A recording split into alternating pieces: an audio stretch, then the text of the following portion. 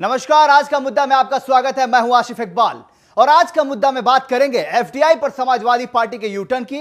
FDI लागू करने को लेकर समाजवादी पार्टी ने केंद्र सरकार की आलोचना की है, लेकिन अब समाजवादी पार्टी ने केंद्र सरकार को समर्थन जारी रखने का फैसला किया है। साथ ही चर्चा करेंगे सोनभद्र में हुए मनरेगा में करोड़ों रुपए के घोटाले की। राज्य सरकार से शिकायतों के बाद भी जब कार्रवाई नहीं हुई तो कोर्ट को दखल देना पड़ा। सीजीएम के आदेश पर परियोजना निदेशक समेत 12 लोगों के खिलाफ केस दर्ज हुआ। साथ ही बात करेंगे बलिया में अंधविश्वास मेले की। यहां लोग बीमारी दूर भगाने के लिए झाड़ फूक का सहारा ले रहे हैं। अंधविश्वास के चक्कर में हर 5वें दिन एक व्यक्ति की मौत होती है। बावजूद इसके मौत का यह खेल 2 महीनों से चल रहा है। इन्हीं मुद्दों पर चर्चा के लिए हमारे साथ लखनऊ से जुड़ेंगे वरिष्ठ पत्रकार हेमंत तिवारी जी। तिवारी जी, आपका बहुत बहुत स्वागत है यूपी न्यूज में। तो शुरू करते हैं आज का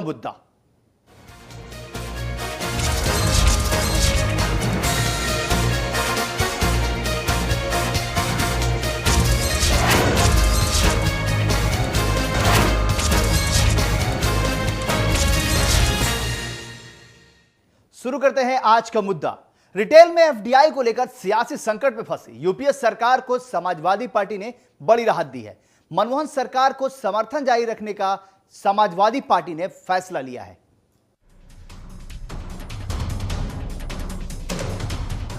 रिटेल में एफडीआई को लेकर हो हल्ला करने वाली समाजवादी पार्टी के सुर अब नरम पड़ते दिख रहे हैं। समाजवादी पार्टी नेता राजेंद्र चौधरी ने कहा कि एफडीआई के मुद्दे पर उनकी पार्टी का केंद्र सरकार को गिराने का कोई इरादा नहीं। उन्होंने कहा कि सैद्धांतिक तौर पर समाजवादी पार्टी खुदरा क्षेत्र में एफडीआई का विरोध करती है और 20 सितंबर को पूरे प्रदेश में प्रदर्शन किया जाएगा। सरकार समाजवादी पार्टी गिराना नहीं चाहती है, जनता खुद सरकार गिराएगी। ये जनता का अधिकार है। लोकतंत्र में जनता का ही अधिकार है, वही सरकार बनाती है, वही सरकार गिराती है। बाद में सपा महासचिव राम गोपाल यादव ने भी साफ किया कि सांप्रदायिक ताकतों को रोकने के लिए यूपीए सरकार को सपा का समर्थन जारी रहेगा। रिटेल में एफडीआई पर भी समाजवादी पार्टी के तेवर में नरमी दिख रही है। राम गोपाल यादव का मानना है कि अगर कांग्रेस शासित राज्यों को इस नीति को लागू करने से फायदा होता है तो भविष्य में अखिलेश सरकार उत्तर प्रदेश में भी इसे मंजूरी दे सकती है। हालांकि सीएम अखिलेश यादव पहले ही रिटेल में एफडीआई का विरोध कर चुके हैं। ऐसे में इसके नेताओं के बयानों से एफडीआई पर समाजवादी पार्टी की दोहरी नीति सामने आ रही है। फिर सवाल ये उठता है कि सूबे में एफडीआई का विरोध करने की बात करने वाली समाजवादी पार्टी क्या वाकई में विरोध कर रही है या फिर राजनीति। बदायूं से अमित अग्रवाल के साथ ब्यूरो रिपोर्ट यूपी न्यूज। बिल्कुल, अब इसी बात पे चर्चा के लिए हम सीधे चलते हैं लखनऊ। हेमंत तिवारी जी, क्या कहेंगे? मुलायम सिंह यादव की राजनीति कहें या फिर कुछ और? इसके पीछे क्या है? एक तरफ प्रेशर भी, दूसरी तरफ प्रेशर रिलीज भी। क्या कहेंगे आप? देखिए, ये सियासत है और सियासत के रंग ढंग ऐसे ही होते हैं। मेरे ख्याल में जो इस देश की सियासत की ताज़ा सूरत हाल है उसमें मुलायम सिंह यादव के लिए अभी शायद मुफीद वक्त नहीं आया है कि वो केंद्र सरकार से समर्थन वापसी जैसा कठोर फैसला लें। हालांकि जहाँ तक रिटेल में एफडीआई का सवाल है, समाजवादी पार्टी सरकार की शुरू से ही बहुत ढुलमुल इस पे ओपिनियन रही है। आपको ख्याल होगा करीब 2-2.5 महीने पहले जब एक बार ये मुद्दा चर्चा में आया तो अखिलेश यादव ने स्वयं कहा था मुख्यमंत्री के तौर पर कि हम रिटेल में एफडीआई का जरा परीक्षण करेंगे और देखेंगे इसमें किसानों का हित कितना, अगर किसानों का हित ज़्यादा बाधित होता है, किसानों का हक मारा जाता है तो हम इसका विरोध करेंगे। मतलब साफ साफ नहीं कहा था कि वो रिटेल में एफडीआई का सीधा विरोध करेंगे, लेकिन अभी 36 घंटे पहले कल दोपहर को अखिलेश यादव ने सीधे सीधे कहा कि हम उत्तर प्रदेश में इस व्यवस्था को लागू नहीं होने देंगे और इसका पुरजोर विरोध करेंगे।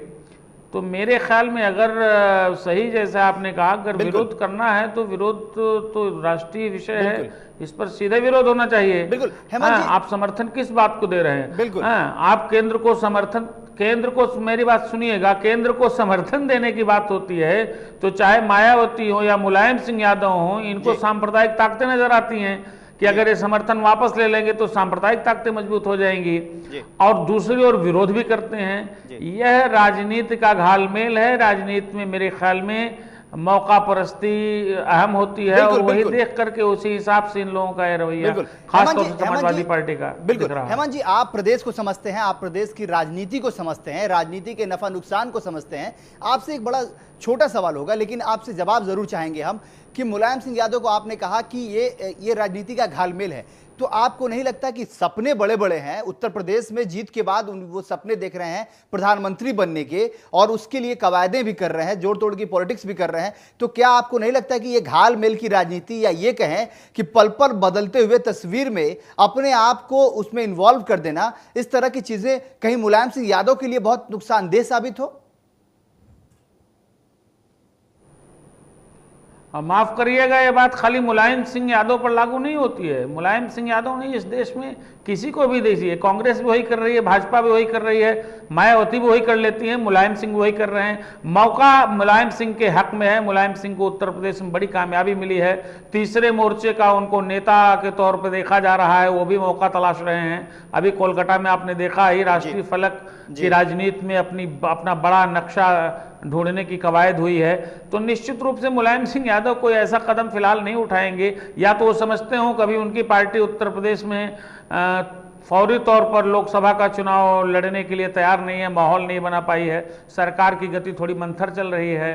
ये सारे क्वेश्चंस हैं। तो मुलायम सिंह भी अपना नफा नुकसान देख करके ही कोई नीति बना रहे हैं। कोई बहुत अपवाद नहीं है। मुलायम सिंह आम राजनीतिज्ञों, आम राजनीतिक पार्टी से बहुत ज्यादा अलग नहीं कर रहे हैं, लेकिन इतना तो साफ है, इस पूरे इशू पर, इस पूरे मुद्दे पर वो नाप तोल कर और सोच समझ करके अपनी रणनीति अपना रहे हैं। 20 तारीख को विरोध भी होगा, लेकिन सरकार से समर्थन भी वापस नहीं होगा। तो उसको घालमेल ही कहा जाए, और क्या कहा जाए, सियासी मुनाफे का घालमेल इसको कह सकते हैं आप। जी मैं हेमंत जी एक सवाल का जवाब आपसे और चाहिए कि क्या नहीं लगता कि मुलायम सिंह गाहे बेगाहे ही सही, लेकिन ममता बनर्जी के सारे प्रेशर पॉलिटिक्स को वो टाए फिस कर देते हैं हर बार?